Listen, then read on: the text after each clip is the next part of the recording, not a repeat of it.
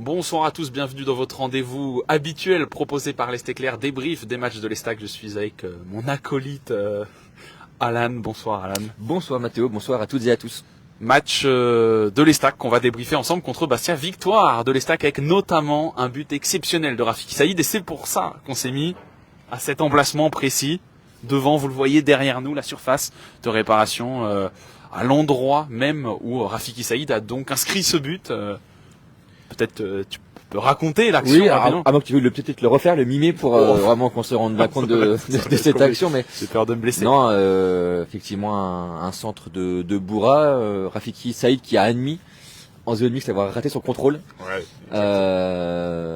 Et en fait en 3 touches de balle, il se met en position, en 2 touches de balle, puis un retourné acrobatique qui lobe le gardien. Vraiment un but splendide qui a tout de suite fait le tour des réseaux sociaux. Forcément, voilà. C'est le geste de la soirée. Ouais, c'est vraiment. C'est lui qui a mis aussi les stats vraiment sur les bons rails parce que voilà, et victoire méritée, sans contestation possible. C'est aussi ce que le coach de Bastia a admis. Donc voilà, c'est vraiment le geste de la soirée, ce but, mais retenir aussi effectivement la victoire méritée et la victoire collective, comme a aussi voulu insister là-dessus le coach troyen Stéphane Dumont. D'ailleurs, je rappelle que nous sommes en direct sur la page Facebook de l'Est Éclair. Si jamais vous voulez écrire des messages, notamment vos réactions après ce but de Rafiki Saïd, n'hésitez pas, on est là pour ça, on vous répondra. Et oui, effectivement, l'Estac qui s'est mis à l'abri en début de deuxième période avec un but de Cyriaque Kyrié sur une passe décisive de son premier buteur, Rafiki Saïd.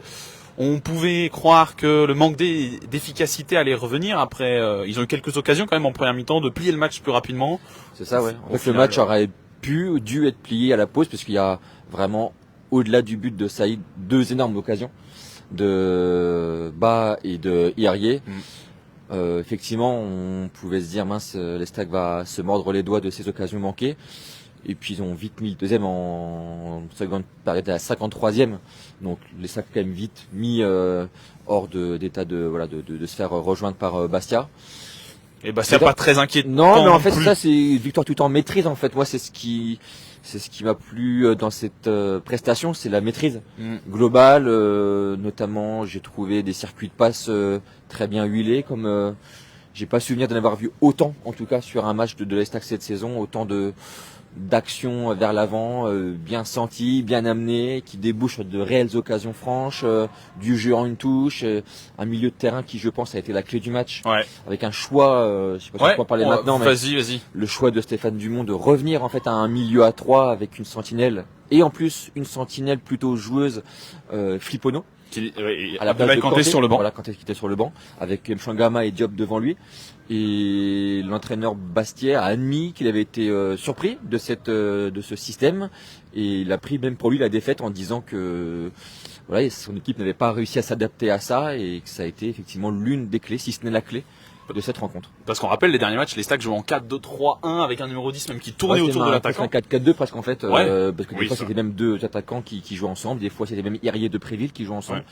Mais c'est surtout cette densité au milieu de terrain qui a vraiment été la clé, parce qu'en plus Bastia avait changé un peu son système en passant avec une défense à 5 et du coup seulement 2 milieux de terrain, et bah ils ont pas eu raison. Voilà, et un autre élément marquant du 11, au-delà de la titularisation de Flipono à la place de Kanté, c'était la titularisation de Ba, Papim Nouba. Ça faisait quelques temps qu'on l'avait pas vu, il était même plus dans le groupe ces derniers matchs. C'est vrai qu'on avait, quand on fait un peu les compositions probables pour le journal du match, du journal du jour du match, on avait hésité à mettre Ba ou Hiarier en pointe parce que Ba effectivement était en méforme, comme tu dis, il était même plus dans le groupe. Malgré tout, Stéphane Dumont avait donné un indice hier en affirmant qu'il préférait dans un couloir Hiarier. Donc il a joué côté droit, et Ba, alors pour donner un mot sur lui, il a été à mon sens très utile dans le jeu, notamment dans son rôle de planche pour jouer en décrochage et en remise. Par contre, effectivement, on a vu un joueur en manque de confiance face au but, avec cette occasion manquée en première et aussi une tête manquée en début de deuxième période. C'est exactement, tu vois ce que nous dit Laurent sur le direct qui nous met un message. Bah, c'est du loupé comme d'hab, alors qu'il a 2 ballons en or, pourra encore un jaune. Il alterne le bon et le mauvais. Bonsoir à toi Laurent, bonsoir à vous si vous nous rejoignez déjà. Effectivement, Baak, voilà, on l'a eu aussi en zone mixte, très précieux dans le jeu dos au but.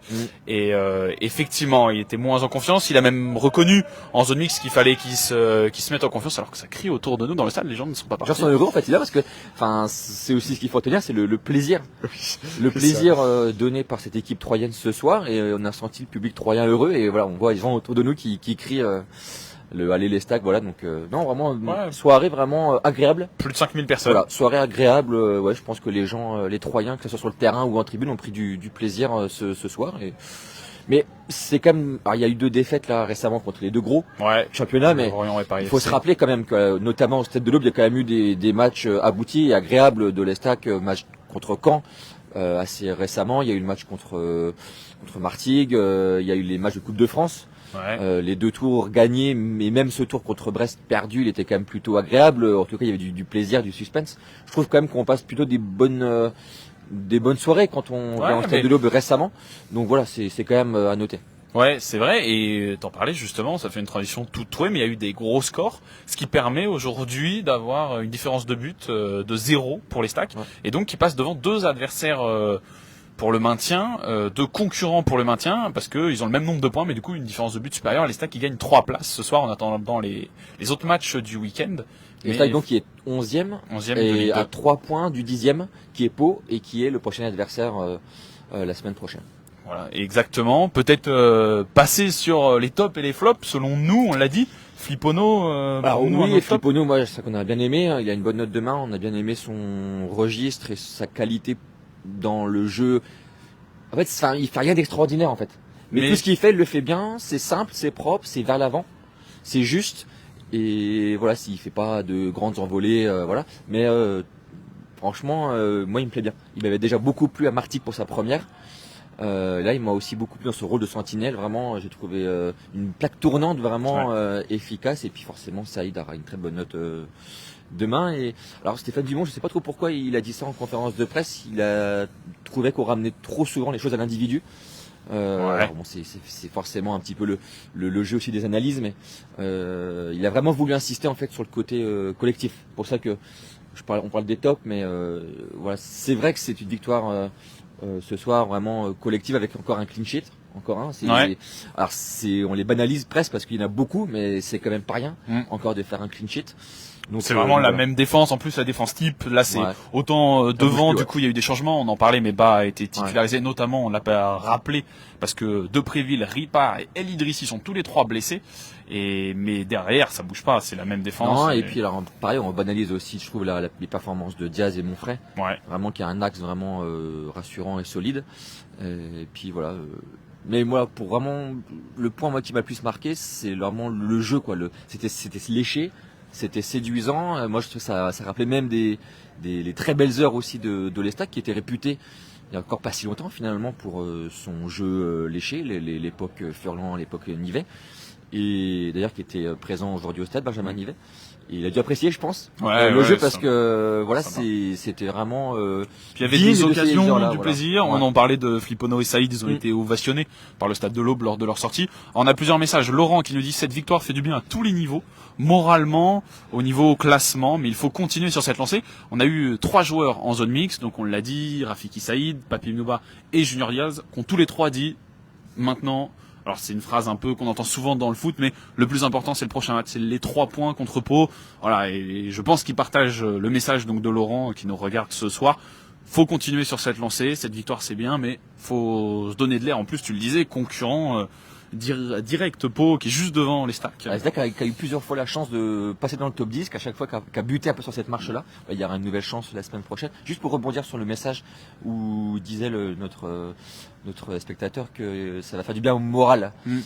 En fait, alors, dans l'environnement, effectivement, c'est une certitude, mais en fait, on n'a jamais senti dans le discours notamment de l'entraîneur, qui est celui qui parle le plus en conférence de presse avant et après les matchs, on n'a jamais senti vraiment d'inquiétude. Là, il a encore dit qu'il n'y avait pas de doute particulier individuel ou collectif suite aux 2 dernières défaites. Il avait tout de même trouvé du positif dans ces 2 défaites-là, contre Lorient et contre Paris.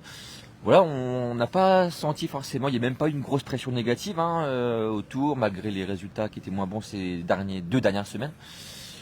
Voilà, en fait, c'est la suite un peu logique aussi, peut-être de l'avancée de l'Estac qui, en fait, maintenant a, je trouve, quand même un peu de marge sur ces équipes-là, comme Bastia, qui bute encore un peu contre Lorient et Paris, malgré des prestations plutôt pour rivaliser. Mais on sent quand même qu'ils ont de la marge sur les équipes un peu inférieures, et même Bastia qui était mieux classé. Mais pourtant, ce qui est drôle, pour te rejoindre, c'est que le journaliste qui suit Bastia a eu un joueur de Bastia en zone mixte, et lui a demandé si l'objectif était toujours de viser le top 5. Donc tu vois, preuve qu'ils y croient encore. Ils disaient, parce que je crois qu'ils étaient sur 5 matchs sans défaite, Bastia. Alors, le coach aussi Bastia a dit que 3 n'avaient rien à faire là où ils sont. En mode ils sont trop bas ou trop? Ils sont trop bas, même en disant qu'il y avait des joueurs qui étaient capables de rivaliser en Ligue 1, d'exister en tout cas en Ligue 1. Enfin, tout ça pour dire qu'il y a, voilà, on sent qu'il y a quand même un peu de marge, et encore une fois, il y a des scores pas neutres, 3-0, il y a des 4-0. Ça veut quand même dire quelque chose au bout d'un moment. C'est pas juste une fois où il y a un match parfait et tout se déroule bien, on gagne 4-0. Il y a quand même eu plusieurs matchs comme ça où l'Estac avait vraiment une domination sur les débats. Et là, ça a été le cas ce soir de A à Z. Est-ce que c'est pas pour ça que Stéphane Dumont a parlé des individualités? Si le coach adverse qui passe juste avant, du coup? Non, parce que je pense que Stéphane Dumont, il doit anticiper aussi un petit peu les analyses et les commentaires autour, et forcément, il sait bien que le but. Surtout vu le but. Il sait bien que le but. Tu veux vraiment le refaire, j'ai l'impression. Vas-y. Absolument pas. Il y a personne te. Ouais, je pense qu'il y a de grandes chances que le ballon parte au-dessus. Non, mais je pense qu'effectivement, il a un peu anticipé le fait qu'on va beaucoup parler du but de Saïd, qui forcément tournait déjà, et qu'il a voulu ramener le succès troyen sur le collectif. Il a raison, parce que ce but, il est extraordinaire, mais voilà, même la suite en fait a été maîtrisée, et c'est pas juste un geste qui était sans suite. Il y a quand même une suite, et en fait ces gestes viennent valider en fait cette domination, en tout cas ce soir, de l'Estac. Sachant qu'on a j'ai interrogé Papy Nouba et Junior Diaz sur le geste de Rafiki Saïd. Rafiki Saïd, évidemment, a été interrogé sur son propre but. Mais voilà, vous retrouverez tout ça dans quelques dizaines de minutes, quelques heures, sur le site de l'Est Éclair. On a eu d'autres messages. Laurent qui nous dit merci à Lemaître, car il a fait son match dans ses arrêts. Mais il a un souci dans ses relances au pied. Alors ça me donne l'occasion de donner une petite stat avant que tu répondes à Laurent. Un collègue corse nous disait, en tout cas qui suivait Bastia, nous disait que le premier tir cadré de Bastia est en deuxième mi-temps lorsqu'il y a une perte de balle dans la défense de l'Estac. Et que, en fait, c'est là où il fait sa boulette. En fait, ouais, c'est ça. Mais alors, bon, ça ne. C'est dur parce que c'est dur à moi le poste de gardien, parce que alors même au pied, moi c'est pas, je trouve que des fois il fait un peu peur parce qu'il met beaucoup de temps, je trouve, moi des fois à allonger ou à prendre sa décision pour relancer. Mais moi j'ai souvenir en mi-temps, quand on parle aussi d'actions bien amenées, il y a quelques ballons même mi-longs des fois que le maître a bien fait pour trouver son latéral ou même trouver un petit cran plus haut. Effectivement, il a fait une erreur qui aurait pu coûter un but en deuxième mi-temps. Mais franchement, depuis qu'il est introduit dans les buts, je trouve qu'au pied, où il y avait forcément un peu de doute sur sa qualité au pied, je trouve quand même qu'il est plutôt performant. Puis encore un clean sheet, on en parlait, je ne vais pas répéter ce que tu as dit, mais il fait une belle horizontale sur une tête sur corner. Il y aura 3 arrêts. Ouais, une tête sur corner, à la fin où il préfère la boxer sur la frappe de loin.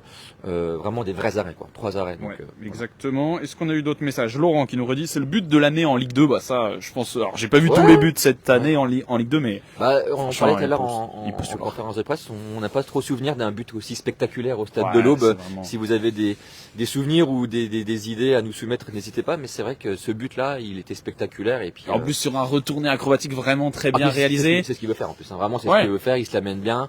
Il a déjà tenté un geste similaire il y a 15 jours ici contre Lorient. Cette fois, il est réussi, et bien réussi. On revient sur les sujets qu'on a déjà abordés. Vincent qui nous dit très bon match de Flippono. Il va faire du bien et faire souffler un peu quand Troyen nous écoute. C'est quand même beaucoup les gens qui nous ramènent un individu. Nous, on essaie d'amener le succès sur le plan collectif, mais avec forcément les commentaires aussi nous parlent des prestations individuelles. C'est le foot moderne, malheureusement, d'un côté. Bon, je pense qu'on a fait le tour à peu près de tous les sujets de ce match-là. Je pense qu'on va s'arrêter. Sinon, tu vas me redemander de mimer le but. Je voudrais bien. Je voudrais bien voir ça. On a un Bessisier qui est pas fourni en plus pour la fin d'année, donc ça serait bien. Je pense que vu mon niveau foot, le contrôle raté, je peux le faire. Après, le retourné acrobatique, la remise peut-être pas, et encore moins le retourné. Bon, peut-être ce qu'on va retrouver dans le journal de demain. pour Il y aura déjà une belle photo, je trouve. du On va retourné. un petit cadeau, il y a notre photographe Marion qui a une belle photo du retourné effectivement de Rafiki Saïd et puis comme d'hab le compte rendu, les déclarations, les notes, forcément il y a des bonnes notes, même s'il y a un ou deux 5, il y a 2 5. Ok. Voilà. Et forcément une très belle note pour Saïd. Buteur passeur. Buteur passeur, ouais. Buteur passeur. Voilà. Et pour la partie vidéo, je vous l'ai dit, les 3 joueurs en zone mixte que vous retrouverez les vidéos gratuitement sur le site de l'Est Éclair dans quelques heures maintenant. Merci à vous de nous avoir suivis. On a fini notre analyse. Tu veux rajouter quelque chose? Non, j'ai juste hâte d'éteindre pour te voir. Je ferai ça quand la caméra sera coupée. Merci à vous de nous avoir suivis. Bonne soirée. Alors, qu'est-ce qu'il dit, Claude? Le but de Saïd est sur l'équipe. Forcément, c'est ce qu'on se disait quand il l'a marqué. On se dit, il va tourner partout. Tous les comptes foot. Si on en vient maintenant à citer les concurrents. Oh, les concurrents, ouais. Ouais, je pense que c'est eux qui nous Il regardent. est surtout demain dans l'Est Éclair en photo, voilà. Gardez le journal de demain dans vos archives. Dans quelques années, vous pourrez montrer ou vous rappeler de ce but de Rafiki Saïd, voilà. C'est le plus important. C'est le mot de la fin. Merci à tous de nous avoir suivis. Passez une bonne soirée et à très vite pour un nouveau débrief. Bonne soirée.